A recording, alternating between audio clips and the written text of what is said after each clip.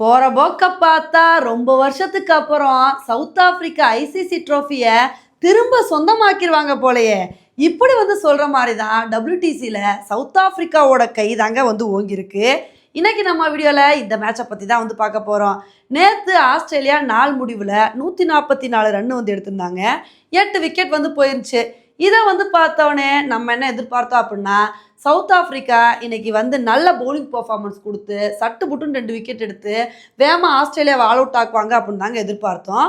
அதுக்கு தகுந்தாப்புல இன்னைக்கு ரபாடா நேத்தன் லைனோட விக்கெட்டை வேகமாகவே எடுத்தாரு.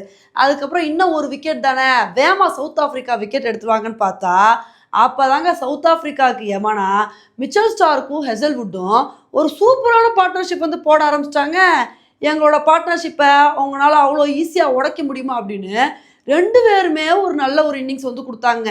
இதுலேயும் மிச்சல் ஸ்டாருக்கு நான் ஹாஃப் செஞ்சுரி அடிக்காமல் போக மாட்டேன், ஹாஃப் செஞ்சுரி அடிச்சுட்டு தான் இந்த இடத்த விட்டு காலி பண்ணுவேன் அப்படின்னு சொல்லி அவர் ஒரு பக்கம் ஹாஃப் செஞ்சுரி அடித்து அசத்தி போட்டார். அவரோட இன்னிங்ஸை பார்க்கும்போது நமக்கு என்ன தோணுச்சு அப்படின்னா, மிச்சல் ஸ்டார்க்கோட விக்கெட்டெல்லாம் நேற்றே எடுத்துருக்க வேண்டியது. அழகான ஒரு கேட்சை மிஸ் பண்ணி இன்னைக்கு அவர் அடிக்க விட்டுட்டு இப்படி சவுத் ஆப்பிரிக்கா வேடிக்கை பார்த்துட்டு இருக்காங்களேயா அப்படின்ற மாதிரி தாங்க தோணுச்சு. எப்போ தான் சவுத் ஆப்பிரிக்கா ஆஸ்திரேலியாவை ஆல் அவுட் பண்ண போகிறாங்களோ அப்படின்னு நினைக்கும்போது எப்படியோ மார்க்ரம் ஹெசல்வுட்டோட விக்கெட்டை எடுத்தார். இதனால இன்னைக்கு ஆஸ்திரேலியா 207 ரன்னுக்கு ஆல் அவுட் ஆனாங்க.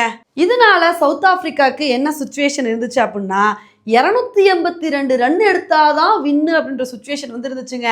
இந்த ஒரு இமாலய டார்கெட்டை பார்த்தவனே நம்ம என்ன எதிர்பார்த்தா அப்படின்னா, இதெல்லாம் சவுத் ஆப்பிரிக்கா எடுத்து ஜெயிக்க வாய்ப்பு இருக்கா?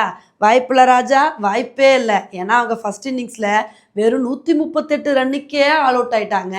இப்படி இருக்கும்போது செகண்ட் இன்னிங்ஸில் என்ன ஒரு பர்ஃபார்மன்ஸை கொடுத்துட போகிறாங்க அப்படின்னு தாங்க எதிர்பார்த்தோம். அதுக்கு தகுந்தாப்புல மிச்சல் ஸ்டார்க் அவரோட 2வது ஓவர்லே ரிக்கல்டனோட விக்கெட்டை எடுத்தார். அதுக்கப்புறம் மார்க்ரமும் மல்டரும் ஒரு நல்ல பார்ட்னர்ஷிப்பை போட்டாங்க. அந்த பார்ட்னர்ஷிப் அப்படியே கண்டினியூ ஆக நினைக்கும் போது ஸ்டார்க் நான் என்னோட 2வது விக்கெட் எடுப்பேன் அப்படின்னு சொல்லி மல்டரோட விக்கெட்டை எடுத்தாருங்க.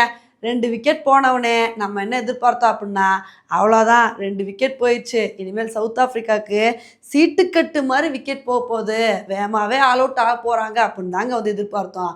அப்போ தாங்க மார்க்ரம் கூட கேப்டன் பவுமா ஜோடி சேர்ந்தார்.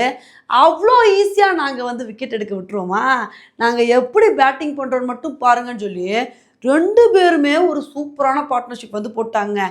இதிலே மார்க்ரம் நான் அதிரடியான ஆட்டத்தை தான் வெளிப்படுத்துவேன் அப்படின்னு மனுஷன் ஒரு சூப்பரான இன்னிங்ஸ் கொடுத்தாரு. இதில் இடையில ஸ்டீவ் ஸ்மித்து பவுமாவோட கேட்செல்லாம் வேற மிஸ் பண்ணாருங்க. இதில் பவுமாவுக்கு விளையாண்டுட்டு இருக்கும்போதே அப்பப்போ இன்ஜுரி ஆச்சு.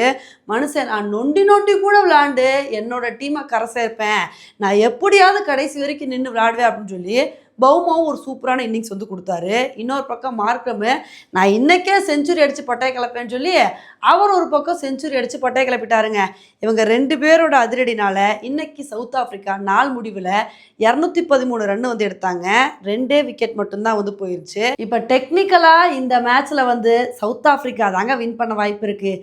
இதே மற்ற டீம்னா நம்ம கண்ணை மூடிட்டு சொல்லிடலாம், என்னப்பா 69 ரன் எடுக்க மாட்டாங்களா, இந்த டீம் தான்ப்பா ஜெயிப்பாங்க அப்படின்னு நம்ம கண்ணை மூடிட்டு சொல்லிட்டு போயிடலாம்.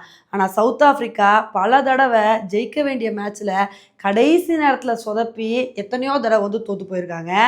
அதே மாதிரி நாளைக்கும் கொஞ்சம் சொதப்பிட்டாங்கன்னு வச்சுக்கோங்களேன், கஷ்டமாக போயிடும். ஏன்னா ஃபர்ஸ்ட் இன்னிங்ஸில் இதே மாதிரி தான் சவுத் ஆப்பிரிக்கா வெறும் 12 ரன்னுக்கு 5 விக்கெட்டை விட்டு கொடுத்தாங்க. அதே மாதிரி ஒரு தப்பை திரும்ப பண்ணாமல் நாளைக்கு ஒரு 1 ஹவர் மட்டும் விக்கெட்டை விட்டு கொடுக்காம பவுமாவும் மார்க்ரமும் கொஞ்சம் கஷ்டப்பட்டு நின்றுட்டாங்கன்னு வச்சுக்கோங்களேன், சவுத் ஆப்பிரிக்கானால ஈஸியாக இந்த மேட்சை வின் பண்ண முடியும். இல்லை வழக்கம் போல் ப்ரெஷர் ஆகி அடுத்தடுத்து விக்கெட்டை விட்டு கொடுத்தாங்க அப்படின்னா ரொம்ப கஷ்டமாக போயிருங்க. பொறுத்து பார்க்கலாம், இந்த தடவை சவுத் ஆப்பிரிக்கா சோக் ஆகாமல் நாங்கள் டாப்பர் ஆகும் அப்படின்னு சொல்லிட்டு ஜெயிக்கிறாங்களா, இல்லை வழக்கம் போல் சொதப்புறாங்களான்னு சொல்லி. ஓகே ஃப்ரெண்ட்ஸ், இந்த WTC மேட்ச்சில் யார் வின் பண்ண வாய்ப்பு இருக்குது அப்படின்ற உங்களோட கருத்தை என்னோட கமெண்ட் செக்ஷனில் போடுங்க. இதே மாதிரி இன்னொரு வீடியோவில் உங்களை மீட் பண்ணுறேன். Bye friends.